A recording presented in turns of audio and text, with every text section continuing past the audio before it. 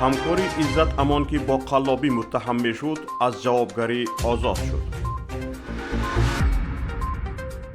8 مهاجر در مسکو بر اثر سوختار به هلاکت رسیدند. وزیر کارهای خارجی تاجیکستان به ازبکستان رفت. سفیر روسیه در تاجیکستان عوض می شود. افزایش پروازهای شرکت هواپیمایی سومان ایر به شهرهای گوناگون روسیه.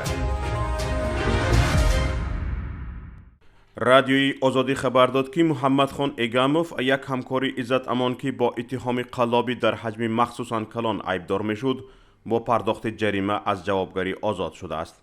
به اطلاع منبع، پرونده محمد خان ایگاموف به ماده 247 قسم 4 بررسی گردیده، او پس از پرداخت ضرری رسانیده و جریمه رها شده است.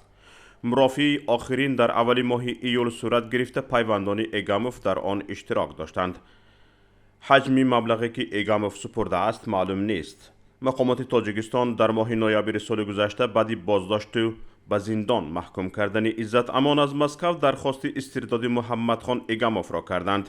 پلیس مسکو او را دستگیر نموده پس از چند مدت نگهداری در بازداشتگاه موقتی رقم 4 ناحیه مدویدکووا به دوشنبه استرداد کردند. بعضی از کارمندان پیشین مرکزی تاجیکان در مسکو گفتند که محمد خان ایگاموف سال گذشته در اوج پاندمی اختیاری یک مدت با ماشین خودش به آنها یاری رسانده است. بر اثر سوختار در خوابگاه در کوچه الماتینسکی مسکو شام 28 ایول 8 نفر مهاجر به هلاکت رسیدند. به اطلاع خبرگزاری تاس، سوختار در خوابگاه در کوچه الماتینسکی خانه 7 بینوی 2 در آشیانه یکم که در آنجا خوابگاه جایگیر است رخ داده است. همه به هلاکت رسیدگان مهاجر بوده، در حال حاضر شهروندی آنها معین کرده می شود. 1 نفر از دم مرگ نجات داده شده، 200 نفر را اواکوئاسیون کرده اند. همه قربانیان در یک حجره بودند و از زهرآلودشوی از دود غلیظ جان داده اند.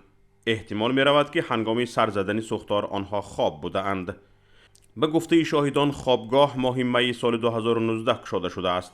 آن از آخری خانه درآمدگاهی علاهده دارد و در همه تیریزه ها پنجره ها گذاشته شده اند.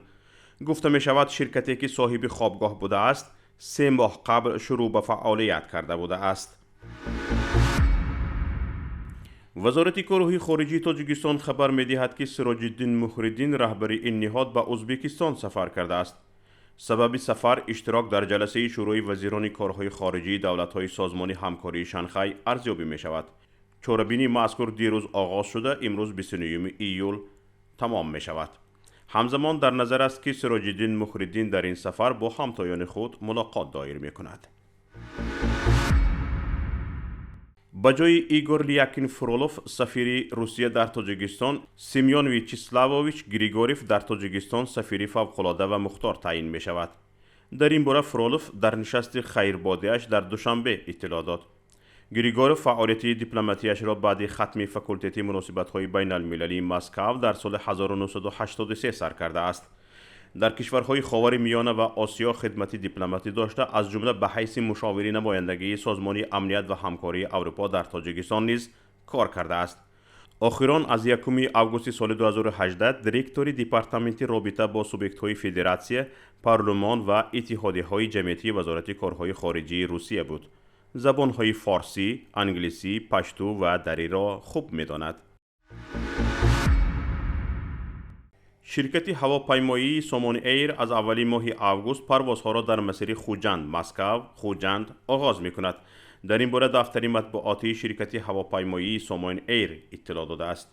گفته می شود که اولین پرواز از خوجند به فرودگاه ونوکووی مسکو و بازگشت روز 1 آگوست در نظر است. پروازهای من بعد روزهای دوشنبه و پنجشنبه انجام داده می شوند. علاوه بر این، شرکت هواپیمایی پروازها را در خط سیرهای خوجند سورگوت خوجند، دوشنبه سمارا دوشنبه، دوشنبه یکاترینبورگ دوشنبه، دوشنبه نوسیبیرسک دوشنبه و دوشنبه میونخن دوشنبه تا 2 مرتبه در یک هفته افزایش می دهد.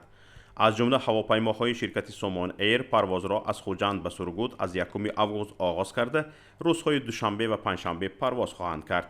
از 2 آگوست باشد پروازها از دوشنبه به سمارا آغاز شده، آنها روزهای سه‌شنبه و شنبه صورت می گیرند. شرکت هواپیمایی از 5 آگوست روزهای جمعه و یکشنبه پروازها را از دوشنبه به یکاترینبورگ انجام می‌دهد و از دوشنبه به نوسیبیرسک از 6 آگوست روزهای چهارشنبه و شنبه انجام خواهد داد. از نیمه دوم ماه آگوست از شهر دوشنبه به میونخن روزهای شنبه و جمعه پرواز کردن ممکن است. همچنین از 3 آگوست شرکت هواپیمایی سومون ایر پروازها را در خطسیر خوجند، نوسیبیرسک خوجند و از 4 آگوست در خطسیرهای دوشنبه قزان دوشنبه و دوشنبه مسکو دوشنبه از سر میگیرد. باید گفت که پروازها از خوجند به نوسیبیرسک هفته یک مرتبه روزهای چهارشنبه انجام داده شده، پروازها به فرودگاه قزان و ژوکووسکی باشد هفته یک مرتبه روزهای پنجشنبه به راه مانده می شود.